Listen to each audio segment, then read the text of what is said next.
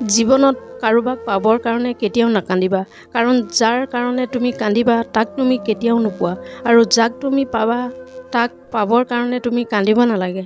এটা কথা কি জানে, আজিকালি যি মন প্ৰাণ দি সঁচাকৈ ভাল পায় সি ভাল পোৱা নাপায়, আৰু যি ভাল পোৱা অভিনয় কৰে মিছা কথা কয় সিয়েই ভাল পোৱা পায়। যি তেওঁৰ পৰিয়ালৰ সদস্যসকলৰ সৈতে অত্যাধিকভাৱে জড়িত তেওঁ ভয় আৰু দুখ অনুভৱ কৰে, কিয়নো সকলো দুখৰ মূল হৈছে আসক্তি। সুখ হ'বলৈ আসক্তি বৰ্জন কৰা উচিত। কিবা কাম আৰম্ভ কৰাৰ আগতে সদায় নিজকে ৩টা প্ৰশ্ন সুধিব: মই কিয় এইটো কৰি আছোঁ, ফলাফল কি হ'ব পাৰে, আৰু মই সফল হ'মনে? কেৱল যেতিয়া আপুনি গভীৰভাৱে চিন্তা কৰে আৰু এই প্ৰশ্নবোৰৰ সন্তোষজনক উত্তৰ পায় তেতিয়াহে আগবাঢ়ি যাওক। বৰষুণৰ সময়ত সকলো চৰাই আশ্ৰয় পায়, কিন্তু ঈগলে ডাৱৰৰ ওপৰেৰে উৰি বৰষুণ পৰিহাৰ কৰে। সফলতাৰ কাহিনী নপঢ়িব, আপুনি কেৱল এটা বাৰ্তা পাব। বিফলতাৰ কাহিনী পঢ়ক, সফলতা পাবলৈ আপুনি কিছুমান ধাৰণা পাব। যিজনে কেতিয়াও ভুল কৰা নাছিল তেওঁ কেতিয়াও নতুন একো চেষ্টা কৰা নাছিল। জীৱনটো চাইকেল চলোৱাৰ দৰে, আপোনাৰ ভাৰসাম্য ৰাখিবলৈ আপুনি আগবাঢ়ি থাকিব লাগিব। যদি আপুনি সদায় খং কৰে বা অভিযোগ কৰে তেন্তে মানুহৰ আপোনাৰ বাবে সময় নাথাকিব। আত্মবিশ্বাস আৰু কঠোৰ পৰিশ্ৰম হৈছে বিফলতা নামৰ ৰোগটো কমাবলৈ সৰ্বশ্ৰেষ্ঠ ঔষধ। ই আপোনাক এজন সফল ব্যক্তি কৰি তুলিব। আপুনি কৰা প্ৰায় সকলোবোৰ কামৰ কোনো গুৰুত্ব নাথাকিব পাৰে, কিন্তু আপুনি কৰা কামটো গুৰুত্বপূৰ্ণ। সফল ব্যক্তি হোৱাতকৈ এজন মূল্যৱান ব্যক্তি হ'বলৈ চেষ্টা কৰক। অসুবিধাৰ মাজত সুযোগ থাকে। কামে মানুহক অৰ্থ আৰু উদ্দেশ্য প্ৰদান কৰে, আৰু ইয়াৰ অবিহনে জীৱন খালী। যদি আপুনি খ্যাতিৰে জন্মগ্ৰহণ কৰে ই এক দুৰ্ঘটনা, যদি আপুনি খ্যাতিৰে মৃত্যুবৰণ কৰে তেন্তে এয়া এক সফলতা। আপোনাৰ সুখ আপোনাৰ ওপৰত নিৰ্ভৰ কৰে, কেৱল আপোনাৰ ওপৰত। যেতিয়া আমাৰ স্বাক্ষৰ অটোগ্ৰাফীলৈ সলনি হয় তেতিয়া ই সফলতা চিহ্নিত কৰে। জ্ঞানতকৈ কল্পনা অধিক গুৰুত্বপূৰ্ণ।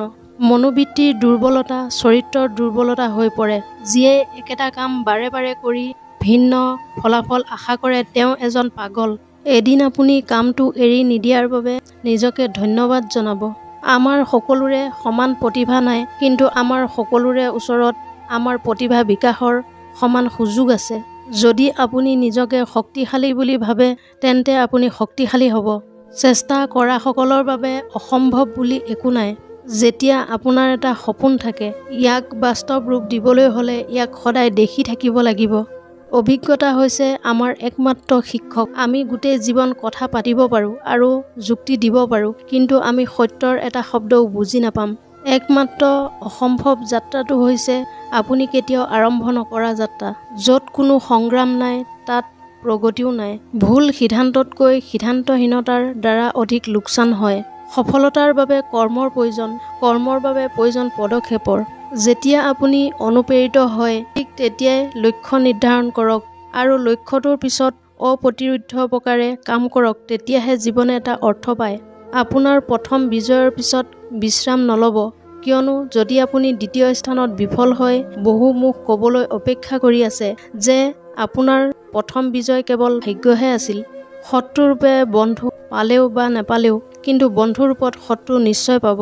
এটা ধাৰণা লওক, সেই ধাৰণাটোক আপোনাৰ জীৱন কৰি লওক। ইয়াৰ বিষয়ে চিন্তা কৰক, ইয়াৰ সপোন দেখক, সেই ধাৰণাটোৰ ওপৰত জীয়াই থাকক। মগজু, পেশী, স্নায়ু, আপোনাৰ শৰীৰৰ প্ৰতিটো অংশ সেই ধাৰণাৰে পৰিপূৰ্ণ হ'বলৈ দিয়ক।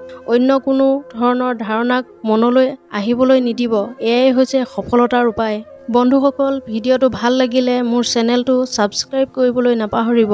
নতুন এটা ভিডিঅ' লৈ আপোনালোকৰ ওচৰলৈ আহি আছোঁ। তেতিয়ালৈকে আপোনালোকক ধন্যবাদ।